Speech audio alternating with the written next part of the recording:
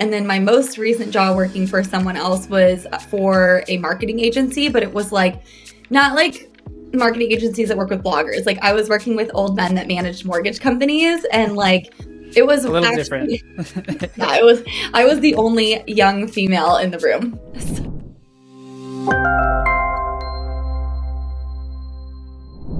All right, and just like that, we are back again with the Mind the Growth podcast. As always, I am Chris Kinghorn. And I'm Eric Hoffman. And today we have a special guest, Melissa. Welcome to the show. Thank you. So I'll start us off. Tell me in your own words and feelings, do you consider yourself an influencer, a social media professional? How do you what do you answer people when they say, hey, Melissa, what do you do for work? It's funny because like if it's a stranger, I'm like, oh, I do social media marketing. Because like if I say I'm a blogger, I'm a content creator, I'm an influencer, like I don't really care. They're all interchangeable. People are Right. like, what? I don't understand. So usually I just say I do social media marketing. But for people who like I'm friends with or know, I'll just say like blogger. Yeah, gotcha. So with that in mind, because I know you take your brand very seriously, which is awesome. Do you have a brand name, let's say, that you tell people when you do interviews or when you promote yourself, so that we can figure out a title for this episode? Yeah, it's just Always Meliss. It's the same as my Instagram Always handle. Meliss. So Cool. that's everything throughout. It's my blog, my email address, my everything. Perfect. Always Meliss. I like it. Always Meliss. Cool. So maybe you can start us off today by giving us a brief history into yourself, how you got to where you are today, what odd jobs maybe you did before getting into this industry, etc. And then we'll take it from there. Sure. I want to say it's like kind of a long story, so I'll try and condense it. But like, I'm turning 35, so I'm not like super young. I know a lot of bloggers are like in their 20s and like they never had jobs, and like that's so not me. But I was kind of lost. I went to University of Arizona, and I was pre-dental, and then like my third year I finished, and my grades like were so awful. And I was like, this isn't gonna work. I don't even really like these classes. I like talking a lot. Like I've got to get out of this. So I like changed my major to something that was like 3 minors. It was called interdisciplinary studies to just like get out. And I like worked retail. I graduated college and I was like, what do I do? So I like had this big dream to move to New York City. And I was like, I'm just going to like stay in retail. I'm going to save all of my money, live with my parents. I'm going to move to New York. And that's literally what I did. So like moved there, with my retail job, quit like within a month. And then I found another job and then started working for another company doing like business to business sales. And so I was there for 4 years and it was great, but like New York weather really sucks. And I was like, I'm out of here. So I dragged my husband and we had a dog. She was like the stimulus for us leaving. So anyway, we came back to Arizona and like I had a couple of jobs that were like pretty torturous. And then my most recent job working for someone else was for a marketing agency, but it was like not like marketing agencies that work with bloggers. Like I was working with old men that managed mortgage companies, and like it was A little different. actually yeah, I was the only young female in the room. So, but it was really a great job. I was there for 2.5 years, but like at that time, I think I had like got engaged and I was like 29 and I was just bored. And I was like, all I'm doing is working for other people. Like I have so many other things I want to do.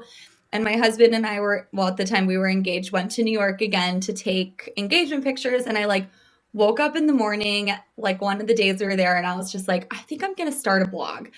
And I like immediately from that trip went to my best friend's bachelorette party with like our whole group of friends that's known me most of my life. And I like always did my friends' hair and makeup when we would go on trips. Since I was like doing everyone's makeup, and I like mentioned to them that I wanted to start a blog. And most of me thought they were going to tease me. Like I have a twin sister who's like opposite, and she was there, and every single person was like, no, you should. And I was like, oh, okay, they're all really supportive. Like maybe I'll do this. And I literally went home after the bachelorette party, bought my domain name. I just did Always Meliss because it like felt just like whatever I shared was just Right. stuff about me with my name.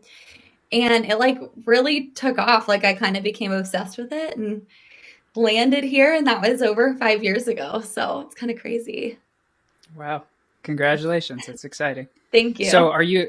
are you originally from New York, or No. is your husband originally from New York? So he's from New Jersey and I'm from Okay. Phoenix. We met at Got it. camp when we were 15. So 20 Wow. years ago, which is crazy. I know. That's awesome. Yeah. Cool. And I do have a question that I had later in the list, but I think it's a good segue now.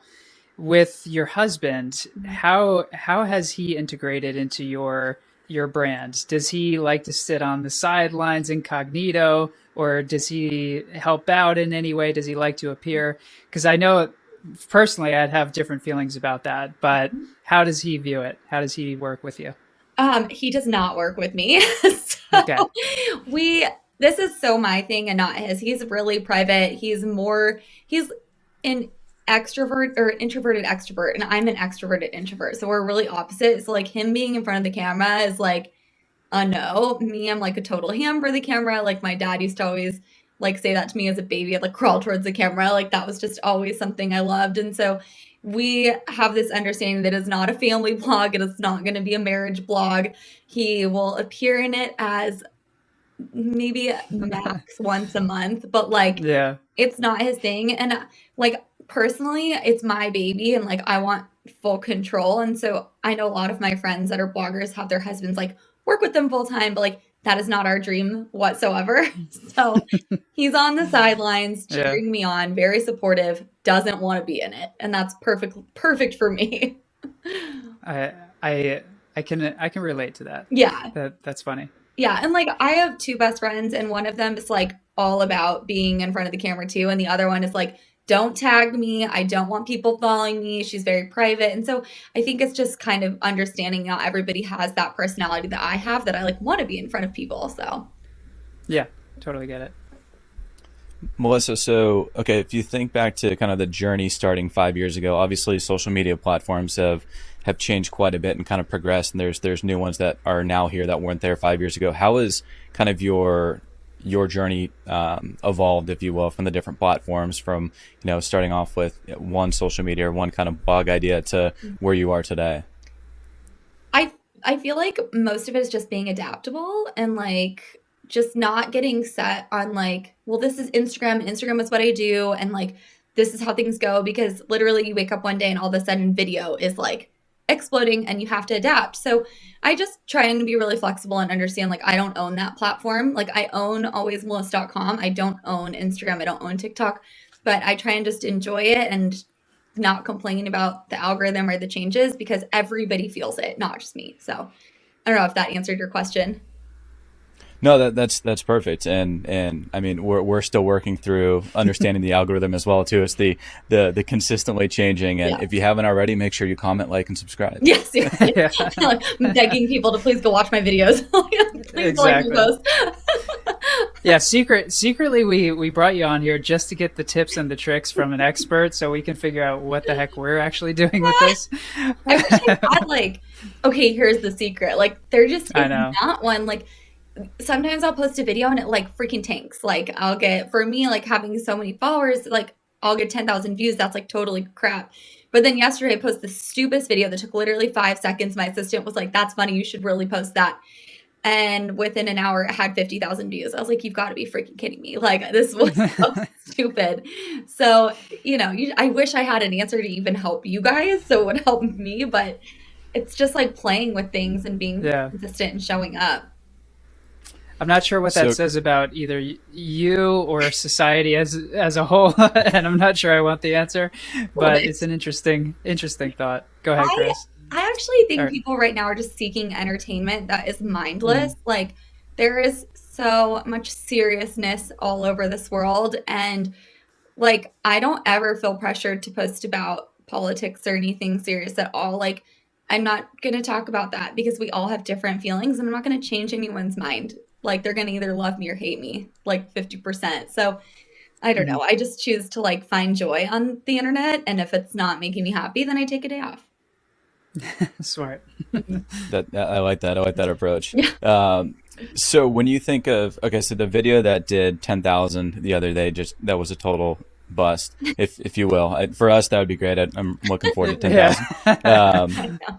but kind of with that in mind, so what is your scale look like for if you were going to say you've made it? Mhm. What does that look like? Is it a certain number of followers, subscribers, what you'd be able to charge for a brand deal? Like, what in your head Mhm. does making it look like? So I've actually had like I have like a couple blogger friends that like we can talk money, we can talk about like this kind of stuff, and like not everybody is that way, which is fine. It's a business. I understand. Not all girls want to like show their cards, but I've got a couple really good friends that I can chat with, and like my girlfriend Bailey and I were talking. This was like a year ago about this, and it was like you're always gonna feel like there's a number. Like, okay, for me right now, I'm like, I would love to hit 200K. I've been stuck at like 180 for 2 years, like literally just stuck.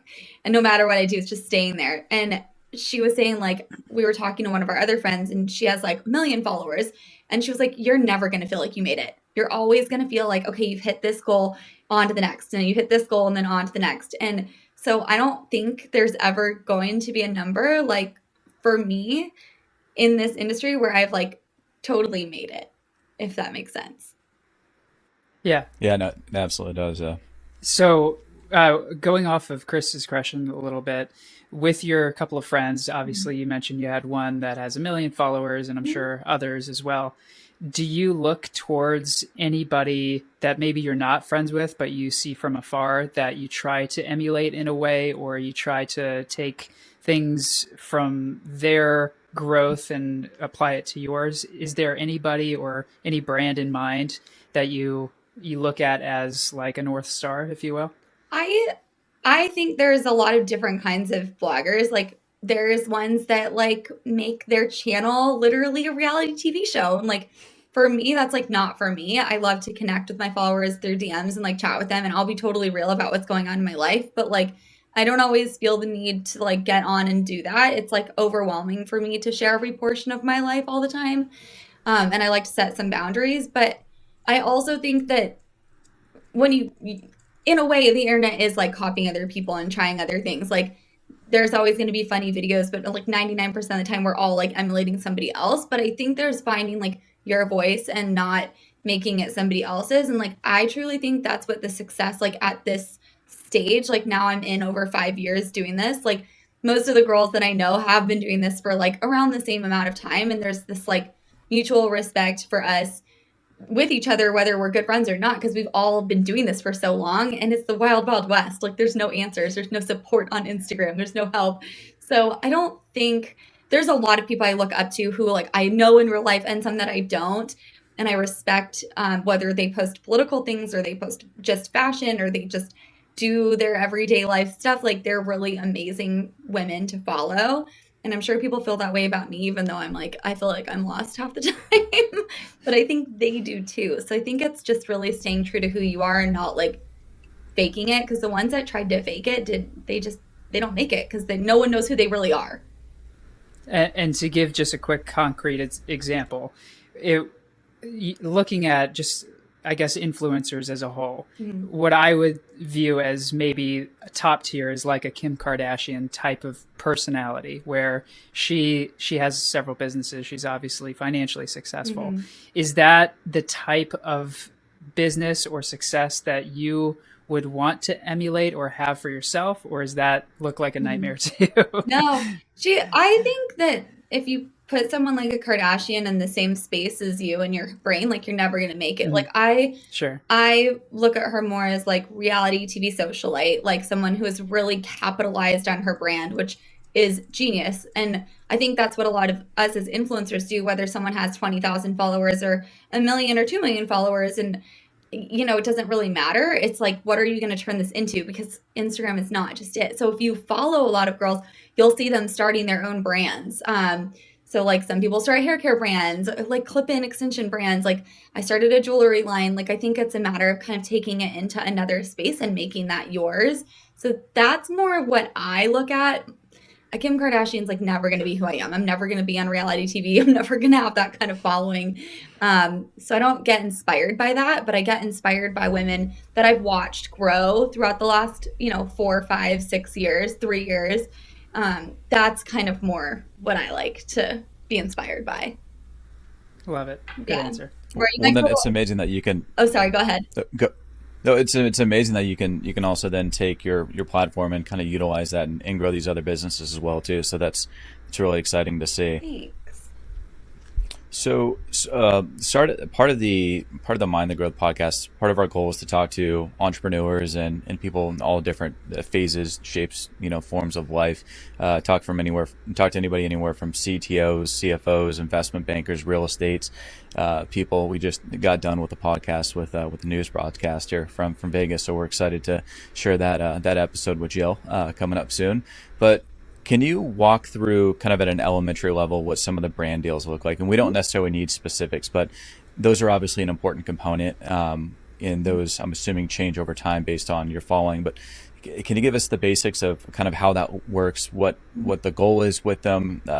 Maybe some companies that are you looking for a deal based on the amount of money that they're going to pay you, or do you more so believe in kind of their mission and what they're doing? Yeah. I know that was a loaded No, question with a lot of different angles, but just as a whole. yeah, so every deal is different. I actually have a manager, so I'm under an agency called Shine, and I've been with them for 3 years, and they represent fashion bloggers, beauty bloggers, fitness bloggers, and actually one of the reasons I loved them and signed with them is they've got a lot of diversity on their roster, and they're not just like a bunch of me's, and I think that's super important because there's deals that can come in that are, someone might be a fitness blogger representing a brand that's, fitness related, but they're looking to get fashion bloggers too. So they'll pitch me for that and get me deals. So kind of the way it works is like, I used to pitch a lot myself, and then I got my agency and I'm hands off. Thankfully, I don't have to touch that. So if a brand wants to work with me, whether my agency has reached out or they've reached out to me and I forwarded the email to the agency, basically my agency will send them my media kit, which has like my stats on it.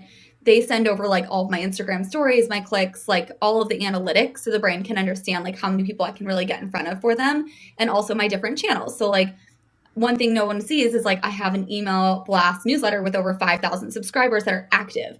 And so that's something that we'll include in my media kit because you can't like go find it.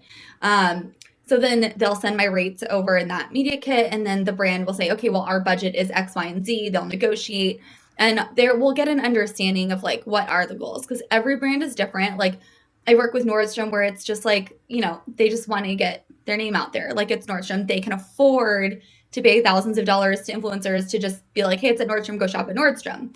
But then there's like smaller companies that maybe have like an ROI.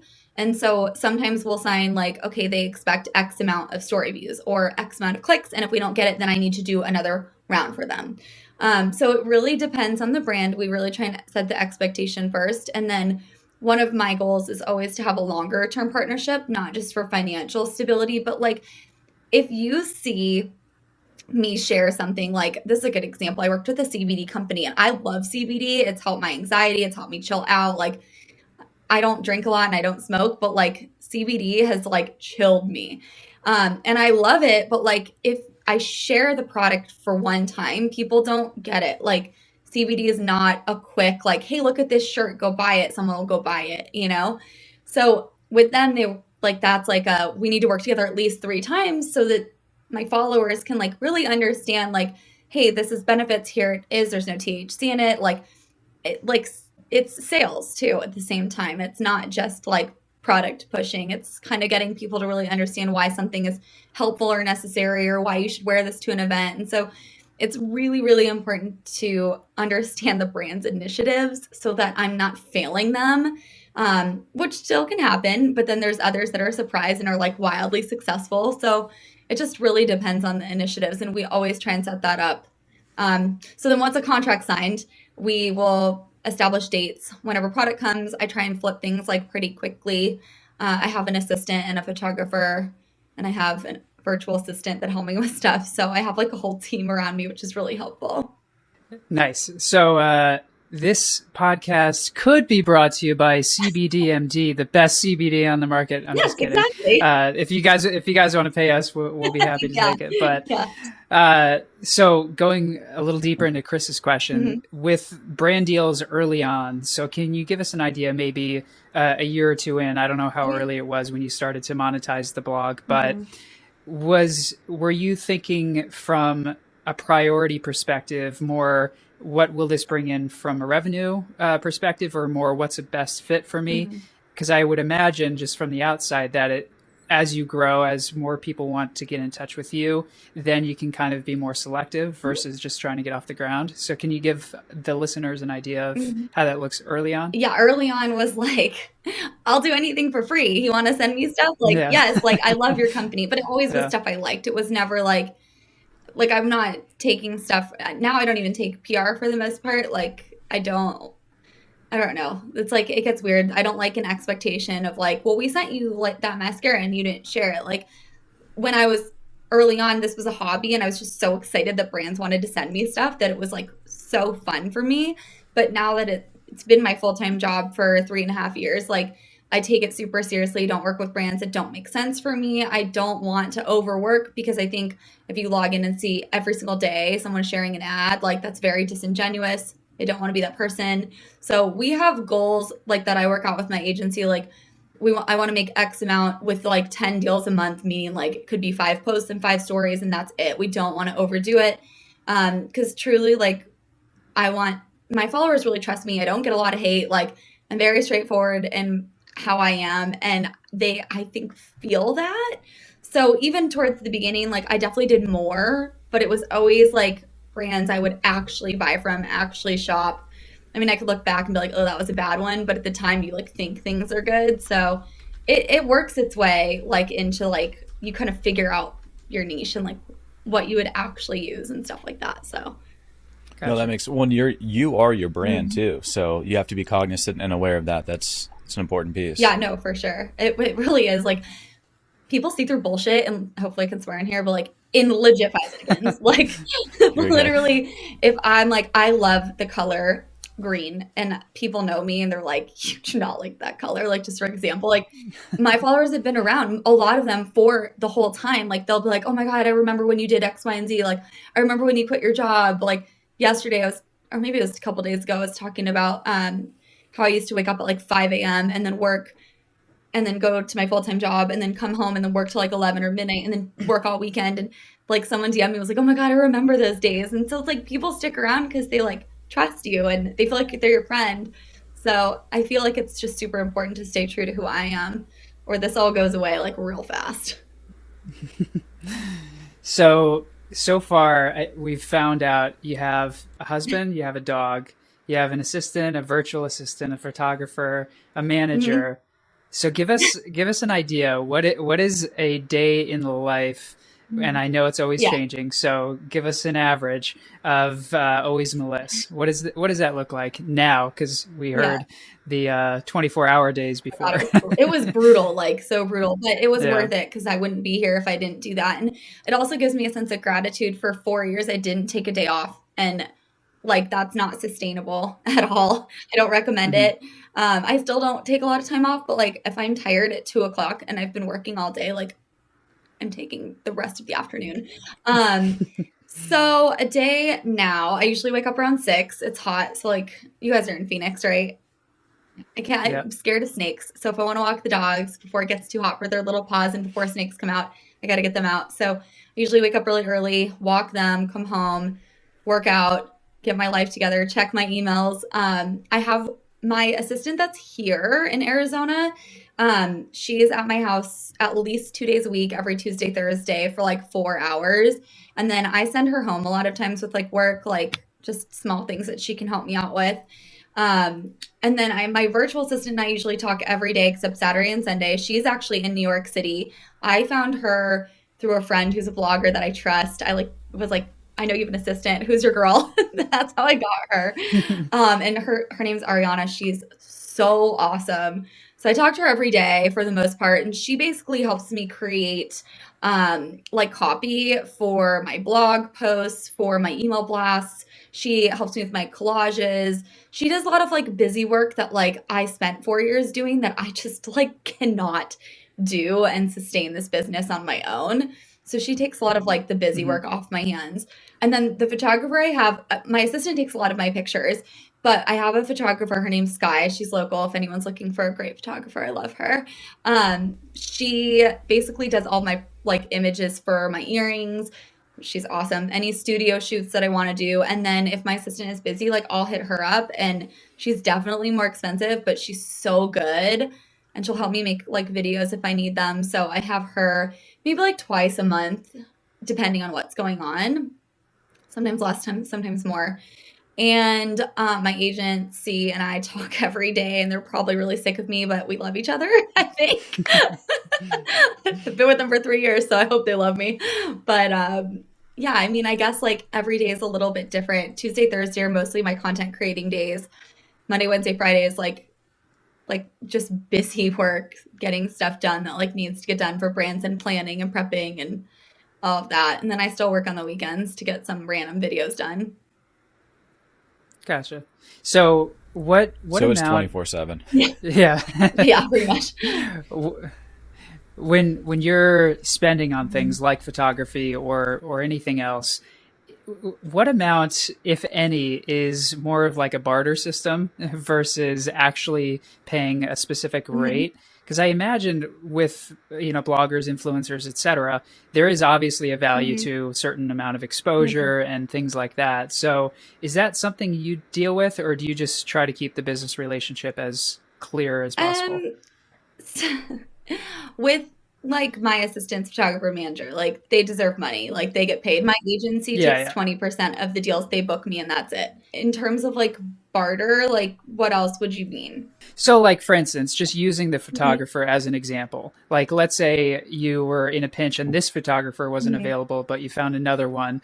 Would you maybe pitch it as, listen, I know you charge $500 an hour, but I'll shout you out on Instagram to 180,000 people if you can do it for 150. That type of example. So like back when I first started, there would be photographers that were new that would reach out and say like, hey, I'd love to shoot with you. And like I did it a couple times, but like there's like got to be a magic with some people, and like sometimes the pictures would just not be me, and it just wasn't great. So I actually try and steer away from doing that, because people hit me up for free shit all the time and like shout outs. Like I literally, and this is not hating on anybody, but like I have gotten phone calls in like the last week from like people that I haven't talked to in like 10 years and 4 years, literally phone calls. I thought they were accidents and butt dials. And I was like, why are they calling me? And it's like, oh my God, we should go get coffee. And I'm like, yeah. And then it's like, or so like my husband like got a friend whose wives will be like, oh my God, I'd love to pick your brain. And I honestly like it's like, take me to dinner before you want to sleep with me. Like, you just kind of feel like kind of icky about it. And I don't like feeling used. So I try not to do that to people, because I do feel like time is money and people don't need to work for me for free. So I really steer away from it. Yeah, that's probably the best moral and ethical way to do it too. So props thank on you. that. And I would still shout out friends. Like the thing is, my core group of friends that I've known for most of my life, like they give no fucks about what I do for a living. Like they love when I give them free stuff. My sister won't even take my clothes. Like she doesn't even care at all. Like they just know me and know like this is like who I am and this is fun, but like it's also my job. Whereas people who haven't talked to me or seen me or know me for a long time, like I think they just see me as a business opportunity, and it really doesn't feel good. Like it really feels awful. Even we went to like my husband's friend's house, and I was like, his wife and I had talked on Instagram, and I knew she followed me, and I was excited to meet her, but I also get kind of weird because like sometimes people are weird and treat me like a celebrity, and I'm not. I'm literally just a girl next door. And so she was so cool. And then I came home and had all these weird DMs from her. And I was like, oh my God, you just freaking killed it. I thought we were going to be like friends, So I just don't ever want people to feel like that. I really just want people to feel like, I'm not going to take advantage of you. I know you work really hard. Like I'll compensate you for your time. Yeah, totally. So you had mentioned your jewelry. Geez, I don't know why, but I struggle with that word. You had mentioned your line. Can you give us some information about that? When did you start it? What type of product do you offer? What's the breakdown? So I launched back in November last year, and it was like a quick, like there's like 150 units. We sold out really, really fast. It's earrings. You guys can kind of see them. So I've got 1 million earrings. I've had like 14 holes since I was like 18. And so I have a couple new ones coming out, which will launch hopefully in June. Um, and basically, I'm kind of taking it slow. I have a business partner, which has been so awesome. Like, they are well rehearsed in the jewelry side. They take care of all the customer service. They've been amazing. Their name is Crave. I know they work with other influencers, not just me. But I own all my designs. They're all me. And so they basically execute that with their vendor and then work to get them to the market. And they're affordable. It's called Label M Designs. The Instagram's really crappy. It's funny because like I'm really good at doing my own, and then my business one, I'm like, I need to hire somebody like to take this. So I think I'm just gonna give it to my assistant, my virtual assistant, and have her handle it. But like, yeah, I love jewelry. It's always been a dream of mine to have my own line. So we're kind of just walking before we run and making sure people really like the designs, and then going from there. And did they approach you for this opportunity, or did you approach them, or some So combination? it's a really crazy fate thing. I had already gotten some prototypes on my own through an amazing jeweler in New York. Her name's Katrina Brockus, and I love her, and I hope I get to work with her one day. But my husband and I at the time were building a house, and I was like, I can't front. Like, I don't want people to be investing in me. Like, I just can't front thousands of dollars right now for this. Like, we're buying a house. I don't want to be stressed out. So the second I closed that door with her, and I was like, I hope to work with you in the future, that day, I got an email from Crave, and they were like, hey, like, this is what we do. We work with bloggers. We're trying to get this off the ground. Like, and I got on the phone with the girl. Her name was Katie. She's not there anymore, which is like devastating. But she basically started her own jewelry company. And then a blogger had reached out to her and said, I want to create my own line. And so it flipped from her creating her own jewelry line and trying to get that off the ground to like, she knows how to create jewelry. She's going to now get bloggers off the ground. And so it was like just the most organic, like, fate situation. And like, she and I just clicked so well. And like, the guys that own the company, who were her original investors, are incredible. Like, I've been through a lot in the last year, and they've just been so supportive and so kind, and I just love them. So it all just happened like very naturally, and it was, in my opinion, just so meant to be. Yeah, and we'll drop a link below in the description if you want us to. That way everyone's got access to it. Yeah, absolutely. So we talk about real estate quite a bit on our show, and you had mentioned building a house and kind of going through that process. What was that like? When did you guys do that, and kind of what was your process So we like? got really lucky. We got our lot, I think November 2020. So like really before everything went nuts. Like, our exact model is selling down the street for double. So we just are super fortunate. Yeah, we got really lucky. And we like bid on our lot and like got it the first time. So it was honestly, the whole situation for us like happened real easily. So that's how we knew it was meant to be. I'm really type B and laid back, and nothing really bothers me, even though I'm very outgoing. People kind of don't get that from me, but like, I had no complaints about the process. Like, we really enjoyed it. My only complaint was like the design meeting. Our design lady was awful. Like, they weren't let us touch anything. Like, they didn't offer any recommendations if we'd ask questions. Like, they were just like not great. But our sales guy was awesome. Like, the builder did a great job. So we're really happy. We're taking it slow. We did not like our designer, like I said. So we didn't actually do a lot with her. We were like, you know what, we'll just pay cash later and we'll take it slow. So she got a pretty low commission from us. But we're happy, and we just finished our backyard, so we're really excited about that. Just in time for a sweltering summer. We have a pool. We got in a lot of arguments with the pool company because they just didn't want to work. Yeah. But it's done. Nobody wants to work these days. It's in the real pandemic. It is. And like, we literally had a dirt hole for 5 months, and finally I'm so chill till I'm not. Like, I'm like, if you push me and lie to me, I will not be chill. And so the second I figured out our project manager had been lying to us for 5 months, I lost my mind. I called the pool company. I called every single person that I could get their phone number. My husband called the front desk to get in touch with whoever could come finish. And within 2 more months, we were done. So it sucked for 2 months, but they finished. Yeah. Oh, glad it happened, because that is a nightmare. So shifting back a little bit, for your future next 5 years, let's say, you have the jewelry line that you're pushing out slowly but surely. Do you have other projects in the pipeline or other plans that you're hoping to push out or achieve over the next few Oh, years? yeah, I feel like I'm always thinking of other things that I want to do. Like one of the scary things with Instagram is like I don't own it. It's not mine. It's changing all the Mm-hmm. time. Like I have no control over how many of my followers are actually seeing me.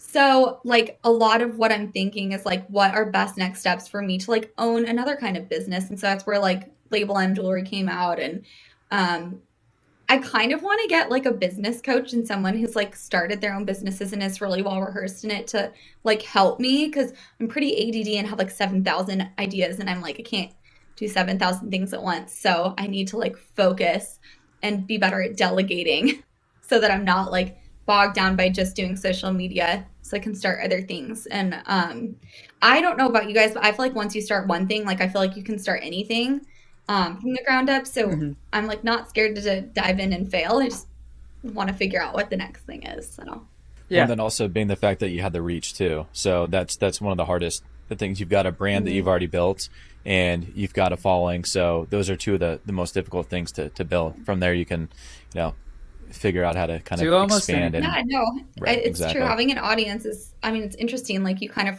I kind of forget, how like great it is. Um, Till someone calls me from 10 years ago that wants to get coffee. And Yes. pick your brain, Yeah, don't I would forget. really like to pick your brain. And it's funny because like there's Yeah. really no secrets in Instagram. Like if I had a contact that was telling me like amazing things, I'd start my own podcast and be telling everyone like, hey guys, you should pay for this course. Like I know all the secrets, but like it's just hard work. Like it's like figuring out what works for you and like doing that over and over and over again. Got it. So, secondary question to the earlier one: Are you? We also talk a lot about investing, and we're both into the crypto Mhm. world. So, do you invest at all right now? Do you have people that do that for you? Are you at all interested? Mhm. Uh, are you aware of crypto? Do you like crypto, Web3, whatever you want to call it, Yeah, so like etc.? I don't know, 4 years ago, my brother was like, "You got to buy this blah blah blah," and I just had him come over, take my money, plug in what I needed to get, put it on my phone, and I haven't looked at it since. So I have no idea what's in there, but I do have some. You could be a billionaire. Yeah, Look at that! I bet there's like $100 in it. I think I gave him 1,000. I was like, "You can put yeah. $1,000 into this," but I would love to. My husband and I were just talking about how we want to invest more, and we just need to find like the right person to help us, because like the financial advisor that I know is like a family friend, and I'm like, I don't know how I feel about him seeing my money. Yeah. So I would, yes, I'm interested. I would love to know more. Tell me whatever I need to know. Well, first thing you want to do is, I'm just kidding. I'm not going to get into financial advice on the show. Yeah. But I will say that we've been seeing a lot of interesting things in the Web3 world that relate to influencers and kind of what you were talking about before, where you don't own the platform, which is Mhm. Instagram or Facebook or even TikTok. But there, I think over the next few years are going to be things coming out that are more of a decentralized concept where you do actually own your platform that you put out into whatever social media Mhm. market that is created. And that's really fascinating to me because I mean, you're basically giving advertising dollars to Instagram by just being on it Mhm. versus monetizing it yourself. Even though there is ways to monetize your audience, it's just not as seamless as I think it should be. So be on the lookout, Yeah. and we'll keep you in the No, loop with please do. whatever we find. But I think Well, and there's then going to be a NFTs yeah, could be a really exactly. cool play for Yeah, you as what well is too. that? I've heard this acronym and I'm like, I don't know what that is. Do you want to go for it, Chris, or you want me to take that? I love your explanation, so go for it. Okay, so NFT, We're about to nerd the out here, so yeah. fair Actually, warning, my old everybody. boss used to say, I was like, this is probably really weird that he would say this, but he was cool. He would be like, you're a total nerd just wrapped in like a prettier package. And I was like, thank you. Like, I think that's a really big compliment. I agree. I agree. So quick answer. NFT, it's an acronym which means non-fungible token. What that means is it's a one of one. So the clearest example you can give is like a Mhm. baseball card. there's trading cards that have existed for 100 years now, and they create a certain amount of trading cards that you can collect.